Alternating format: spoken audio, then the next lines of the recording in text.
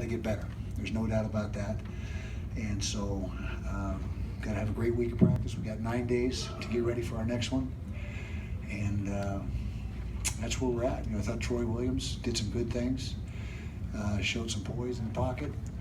Obviously got to work on our snaps. The guy's got to make an athletic move to field half the snaps. I mean, we can't have that. It's tough to get an offense in rhythm when you're having to, bend down every time to field the snap. But and I think I mentioned we didn't miss too many tackles on defense. We probably missed 20 plus tackles, which is way too many for us. Only came away with a couple takeaways, but like I said, there were some positives. I thought Mitch Wishnowski punted the ball exceptionally well. Booby Hobbs looks like he's going to be a legitimate punt returner, and so yeah, we had some good things happen, but a little bit of a bittersweet victory because we've got to get better going forward. And credit SUU, they're a good football team, very well coached. They'll win a lot of games this year in the Big Sky, and they were playing very well tonight. They gave us a very good contest. So questions? What was the issue on the offensive line that they weren't able to gel with? Yeah, good question. I got to see the film, because I thought we'd be more controlling of the line of scrimmage than we were, and we didn't run the ball as effectively as we should have. We came away with 130-something yards or whatever on 40 carries. What's that, like 3 yards a carry, a little better, and that's not good enough. That's not good enough. So got to get better.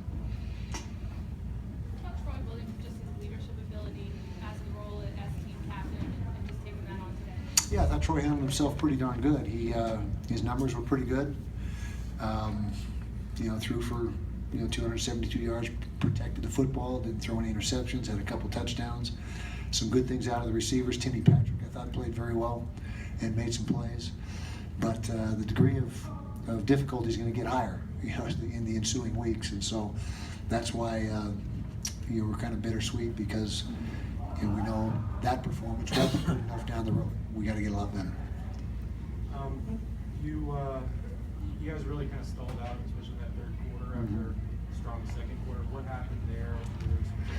Well, same thing in the first quarter. We moved the football, and then the drive would stall before we'd get in the end zone, and just got to find a way to finish drives. And the same thing was happening in the third quarter. You're moving the ball, but ended up getting stopped before we get to the end zone. So it's just not. It was just a situation of not finishing drives. You got to finish drives more often than we did tonight.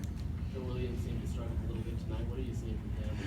Well, yeah, he put the ball on the ground, which can't happen. And Armand Shine, on a positive note, I thought ran hard. Again, Troy McCormick was a positive for us tonight.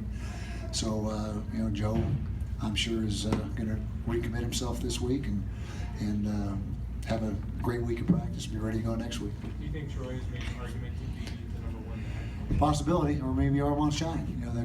They both ran hard and were productive. So best guy's going to play. There's no favorites. There's no incumbent by virtue of whatever. I mean, you got to produce. So we'll look at the film and we'll decide who gives us the best chance to rush the football.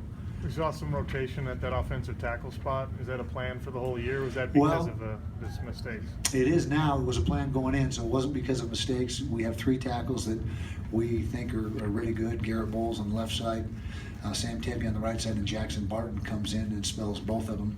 And Jackson has played extremely well all fall camp and deserves the opportunity to play. And so it wasn't because of mistakes. It was by design going into the game. Now, if 2 of them separate themselves from the third, then we'll just go with 2. But right now, going into this game, it was close enough where all 3 were deserving of opportunity. Coming into the season, linebackers seem to be the position of question on the defense, but both Cody Barton and Sunita Tachiolo are trying to team tackles. What are you seeing from them? Well, first of all, it's great to play behind that defensive line. I think I could probably play behind those guys right now. Those guys are pretty stout up front. But no discredit to our 2 linebackers. They did make a lot of plays. Sometimes we were stuck on blocks. There was a few times where they had some creases, and we got to do a better job of playing with separation and getting off blocks at the linebacker position. But for those 2 guys, first start, first opportunity, they were pretty productive. You were able to beat SUU over 42 yards passing. You guys were without one of your senior cornerbacks. Well, had good coverage. You know, I think our secondary is pretty darn good. We will find out as we go along. But tonight we were very good, and very pleased. Julian Blackman came in and played a few snaps and did a nice job defending a nice fade ball, and we think he's going to help us this year down the road. But be good to get Damo back when that happens. That will happen, but there's no it's not a season-ending injury, so we will get him back at some point in time. Tim was able to kind of box out his defender on that first touchdown. Is that kind of how you envision using that size in the passing game? Yeah, he's 6'5", and he should be able to do things like that. And he's got that basketball experience. He was a terrific basketball player, and very similar to boxing out for a rebound. I mean, there's a lot of similarities there, and going up and high pointing the football, and he will be a guy that is going to be called on to do that a lot this year. Did you? Two of the four takeaways you wanted. Can you talk a little bit about Marcus Williams and the big Yeah, play he had them both. He was the one that stripped the first one and recovered it. You saw the replay on the big board where he punched it out.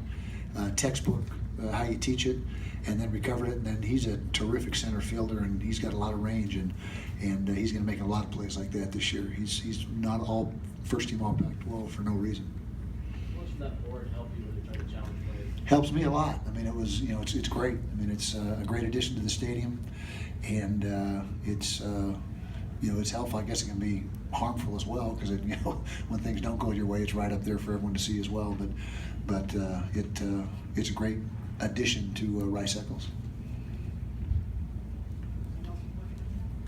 Going into BYU, does it help to have that extra time, those extra days? A couple days, yeah, it always helps. Extra time to heal up and have an extra day of practice. We're going to give them Saturday, Sunday off, so we'll come in and watch this film tomorrow, get everything taken care of, get in the weight room, condition, give them the weekend off, and then Monday will be like a Tuesday, so we'll get a day head start next week. And yeah, that sure is better than not having those 2 days, but that's how it is. So we're glad for that. You'll have the Arizona tape to work with, but you figure they'll probably still hold stuff back on you. And I wouldn't think so. They need to win that game just like we needed to win this game. So there's going to be things. You can't do everything in your playbook any particular week, regardless. And so there's going to be things they don't do in that game that we'll see, but not because they're holding back. It's just because they're going to use what they think fits best against the Arizona defense, and they'll do the same thing against us. You had Godfrey playing a lot safety. Is Hanson okay? Yeah, he's all right. He's kind of banged up. He's got some things bothering him. You can see him with a big Nemo flipper on his hand that doesn't lend itself for tackling efficiency. But he's a tremendous athlete and a good player. But he was he's been banged up a little bit in camp. You feel confident in your kicking game ahead? We missed that 35-yarder, 36-yarder. And we shouldn't have missed it. The snap was a little high, but Mitch had the ball down. I think Andy rushed it a little bit. But, yeah, I have no doubt that he's going to be back to 100% probably by the next football game. There are a lot of good football games on this Saturday. Are there any in particular you're going to kind of keep an eye on? SC Alabama. That's something I'm interested to see for sure. And then there's a bunch of good ones. I can't tell you exactly. I just know I'm going to make sure I tune into that one. USC and Alabama. Okay, thanks a lot. Thanks, guys. Remember, we will